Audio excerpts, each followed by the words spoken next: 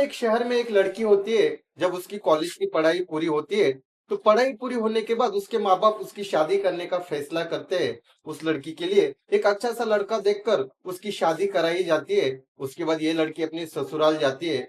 ससुराल जाने के बाद 1 साल के बाद उसे पता चलता है कि उसके पति और उसके भाभी के बीच में अवैध संबंध है। जब ये राज का उसे पता चलता है तो वो लड़की ऐसा कुछ कदम उठाती है, उस वजह से पूरे परिवार को जेल जाना पड़ता है।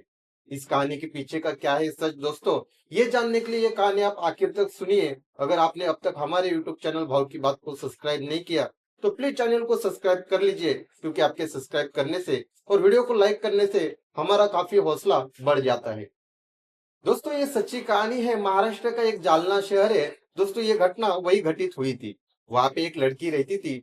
उस लड़की का नाम देविका था। जब देविका की कॉलेज की पढ़ाई पूरी होती है तो उसके माँ बाप उसकी शादी करने का फैसला करते हैं। तभी उसके लिए एक अच्छा सा रिश्ता देखते हैं। उस लड़के का नाम दोस्तों शिव सूर्यवंशी था। जब शिव और देविका एक दूसरे को देखते हैं तो दोनों एक दूसरे को पसंद कर लेते हैं। उसके बाद वो दोनों की मंगनी हो जाती है। मंगनी होने के बाद 23 जून 2021 को दोनों की शादी होती है।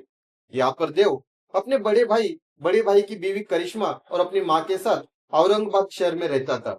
शादी होने के बाद देविका भी उसी परिवार का एक हिस्सा बन जाती है और अपने ससुराल आ जाती है।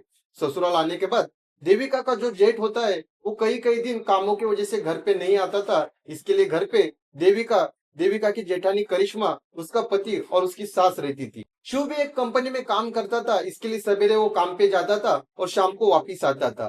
पूरे दिन घर पे उसकी सास और उसकी जेठानी करिश्मा रहती थी। करिश्मा और देविका के बीच में अक्सर बातें होती थी। करिश्मा बताती थी कि तुम काफी खुश नसीब हो कि तुम्हें शिव जैसा लड़का मिला है। शिव तुम्हें किसी चीज की कभी तकलीफ नहीं होने देगा। तुम हमेशा दोनों खुश रहोगे।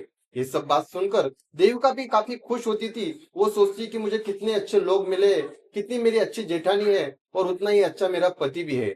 ऐसे कुछ दिन 6 महीने का कुछ टाइम बीत जाता है। एक दिन देविका और उसका पति शिव अपने कमरे में सो रहे थे। तभी देविका की नींद खुलती है तो देविका देखती है कि शिव उसके बाजू में नहीं सोया है। वो शुरुआत में सोचती है कि शायद शिव वॉशरूम या पानी पीने के लिए उठा होगा। लेकिन कुछ टाइम बीत जाने के बाद भी जब शिव अपने कमरे में वापस नहीं आया तो उसे देखने के लिए देविका कमरे के बाहर आती है। तो वो देखती है कि शिव करिश्मा भाभी के कमरे से निकल रहा है। तभी शिव को वो पूछती है कि आखिर तुम भाभी के कमरे में क्या कर रहे थे। तभी शिव उसे बताता है कि भाभी का कमरे का फैन खराब हुआ था, वही देखने के लिए मैं आया था। ये बात देविका को अच्छी तो नहीं लगती, लेकिन वो कुछ नहीं बोलती। उसके बाद ये सारी बातें वो अपने माँ को बताती है तो उसकी माँ भी देविका को समझाती है कि जैसा तुम सोच रही हो वैसा कुछ नहीं होगा, ये तुम्हारा वहम होगा।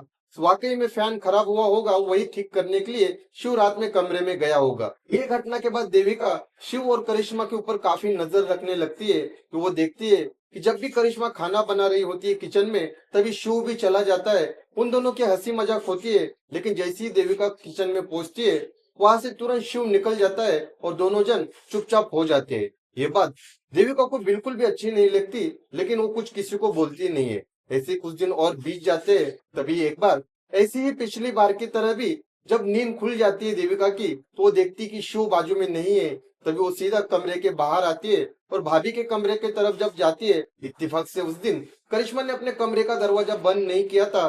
तभी देविका घर का दरवाजा खोलती है और सीधा कमरे में चली आती है। वो जब सामने का नजारा देखती है तो उसके पैरों तले से जमीन खिसक जाती है।